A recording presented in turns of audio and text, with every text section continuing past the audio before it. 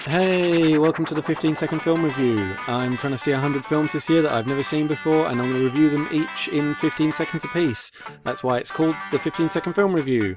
Please enjoy this random assortment of reviews of films I decided to watch this year. The Story of Qiu Ju is the most boring film I've ever seen, considering that the inciting incident is a guy getting kicked in the nuts. I didn't even show you the nut shot. I can't believe it. Roger Ebert gave this 3.5 stars out of 4. I'm giving it 0. Sorry, Ebert. Animal Farm is a CIA-funded propaganda film about how communism is bad, with a very obviously tacked-on happy ending where good old-fashioned American warfare saves the day. God bless America. The title of Eraserhead is surprisingly literal. I liked it. It was one of those, again, where I can't say for certain that I knew what it was about, but I'm pretty sure this time. It was about feelings of inadequacy with regards to becoming a parent. I don't know what this bit was about, though. Basket Case is a film about a horny tumour that lives in a basket after having been removed from its host body, and it goes around killing people and sexually assaulting women. Wasn't very good, but it has some fun, campy horror effects. The Good Dinosaur is apparently the worst Pixar film, and granted I haven't seen all of them, but it's not the worst one I've seen. A big part of why I liked it is it has a really nice, supportive dad character. Everyone in this film is so nice. I enjoyed it.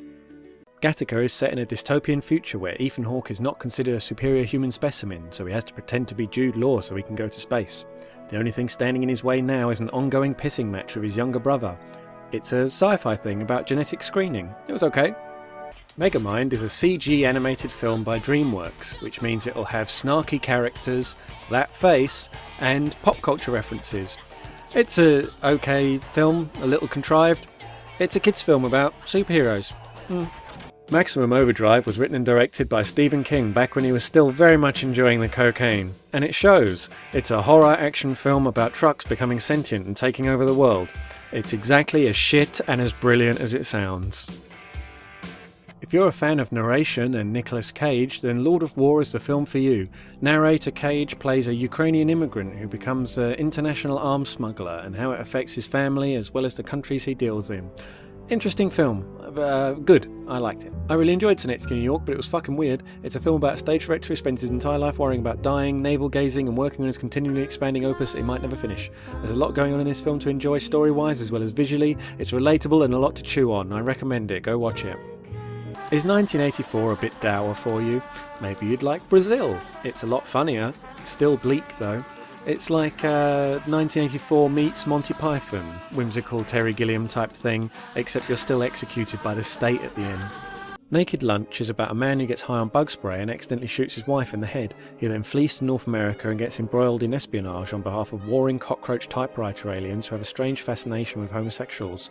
No, I don't know what the deep meaning of this film is supposed to be, sorry. In the Mouth of Madness is a not Lovecraft story about not Stephen King writing books that make people go insane and open up a hell dimension, and Sam Neill is tasked with investigating. That sounds a bit corny, but it's a film that manages to be better than some of its parts. Apparently some of the audio from Drunken Master has just been lost forever, so the version I saw was part dubbed English, part Cantonese and part dubbed Mandarin, which was a bit weird.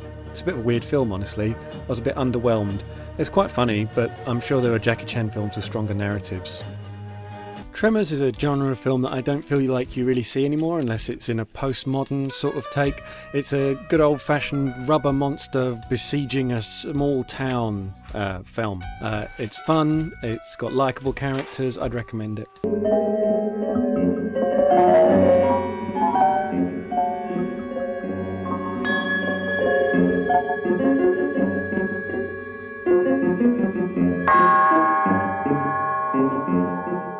Rebuild of Evangelion is a series of 3 films due to be 4 retelling the same story from the Neon Genesis Evangelion TV show, and it's pretty much the exact same story until the second film where the plot takes a major detour. As a result, the first one feels a bit slow as it lays the groundwork, but I still really enjoyed all 3.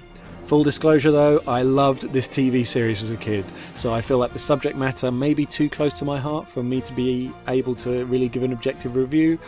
If I'm honest with myself, I would say that these are probably pretty goofy and melodramatic, but I loved seeing more Evangelion with a higher budget, better animation, better action, better sound design. They're a must-see for fans of the show. I watched all 3 of these in a row and I loved it, and I'm so hyped for the last in the series, which is due to come out God knows when.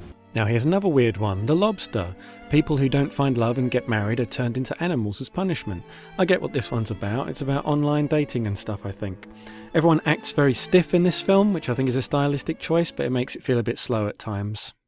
In Bruges is great. It's a very surprising and unique story about 2 hitmen who go on a lovely vacation. I don't want to oversell it or reveal too much.